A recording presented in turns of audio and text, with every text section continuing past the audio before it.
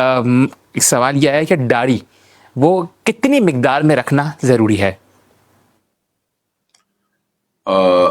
داڑھی اتنی مقدار میں رکھیں کہ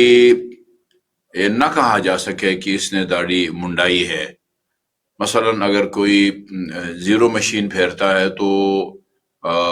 اس کو کہا جائے گا کہ اس نے داڑھی منڈائی ہوئی ہے۔ باقی کہتے ہیں کہ بس اتنی رکھیں کہ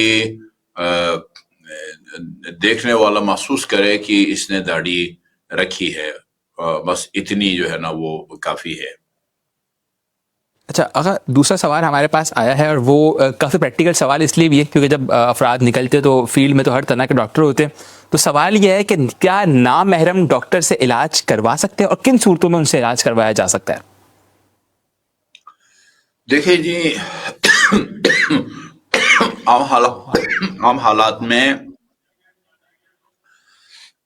جیسے ہمارے پاکستان کے پرائیویٹ اور سرکاری ہسپتالوں میں جو ہم حالت دیکھتے ہیں، اس کے مطابق انسان اگر اپنی دینی ذمہ داریوں کا احساس رکھتا ہو تو بہت کم نوبت آتی ہے کہ نامحرم عورت جو ہے نامحرم مرد سے علاج کروائے، اور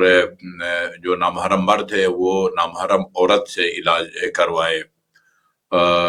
کیونکہ اس صورت میں یہ جائز ہے کہ آپ کو جو ہے نا وہ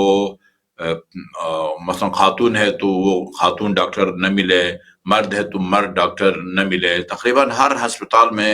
یعنی تقریباً ہر شعبے میں ناک کان گلے کا شعبہ ہو،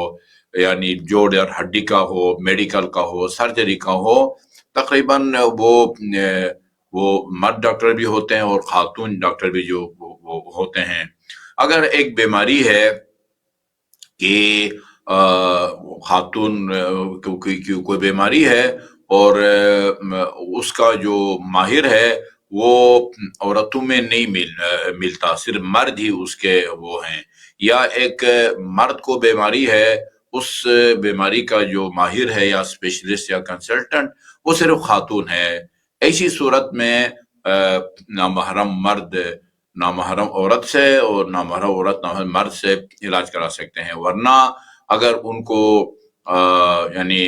عورت کو جو ہے نا وہ لیڈی ڈاکٹر مل سکتی ہے، مرد کو جو ہے نا مرد ڈاکٹر مل سکتا ہے، تو پھر جو ہے نا وہ مخالف جنس سے علاج کرانا،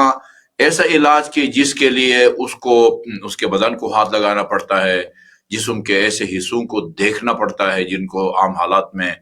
دیکھنا جائز نہیں ہے، تو وہ نہیں کرا سکتا۔ جی